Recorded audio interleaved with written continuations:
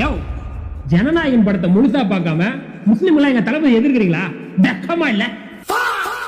யோ திமுக பாய், ஜனநாயகன் படத்துல முஸ்லிம்களை தீவிரவாதியா காட்டியிருக்காங்க. நேத்து முழுக்க வீடியோ போட்டிய. ஆமா, படத்தை தியேட்டர் பிரிண்ட்ல பாத்தியா? அதான் அண்ணனே ஹெச்டில விட்டாயா? முழுசா பார்க்காம ஏன் அப்படி பேசுறீங்க? டேய் என்னதான்டா சொல்ல வர? படத்தோட கிளைமேக்ஸ் சீன்ல இந்து முஸ்லிம் ஒற்றுமை, மனிதநேயத்தை மகத்துவமா பேசிருக்காயா எங்க விஜயண்ணா.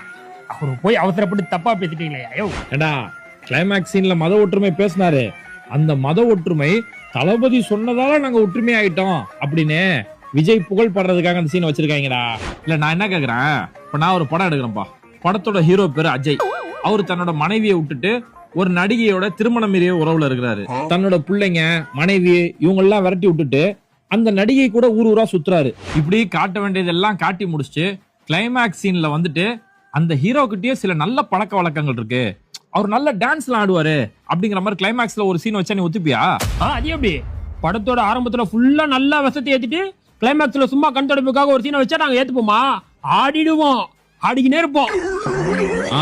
அந்த மாதிரிதான் இந்த படத்துல வில்லன் வந்து மக்களை கொல்றதுக்காக பாம்பு வைக்கணும்னு முடிவு பண்ணும்போது அந்த பாம்பு வைக்கிறவன் யாருன்னா தொப்பி போட்டுட்டு தொழு வச்சிருக்கக்கூடிய பாய் வந்து பாம்பு வைக்கிறான். அதுவும் அந்த பாய் சும்மாலாம் பாம்பு வைக்கலாம், இறைவனுக்காக பாம்பு வைக்கிறாராம். இப்படி சொல்ல வேண்டிய வன்மத்தெல்லாம் சொல்லிட்டு காட்ட வேண்டிய கன்றாவியெல்லாம் காட்டி முடிச்சு கிளைமேக்ஸ் சீன்ல வந்து மத ஒற்றுமையை காட்டுறோம். அந்த மத ஒற்றுமை கூட தளபதியோட புகழ் பாடுறதுக்காக மத ஒற்றுமை காட்சி வச்சிட்டோம் அப்படின்னா இதெல்லாம் நம்புறதுக்கு நாங்க என்ன உங்களை மாதிரி தற்கூறீங்களா? கரெக்டா தான் கேக்குறானுங்க. இருந்தாலும் படத்தை லீக் பண்ணி விட்டு எங்களை மாட்டி விட்டானே. இதுல கொடுமை என்ன தெரியுமா? வில்லன் வந்து இந்துக்களை மூலச்செலவு செஞ்சு அவங்க கையில எல்லாம் கன்னை கொடுத்து போய் முஸ்லீம்களை போய் சுடுங்க அப்படின்றான். இவங்கள கன்னை எடுத்துக்கிட்டு அவங்கள சுடுறதுக்காக போறாங்க. அங்க பார்த்தா முஸ்லீம்கள் ஆல்ரெடி பொருளோட கையில நிக்கிறாங்க, கன்னோட வெயிட் பண்ணிட்டு ரெடியா நிக்கிறாங்க. அப்ப இது மூலமா என்ன சொல்ல வரீங்க?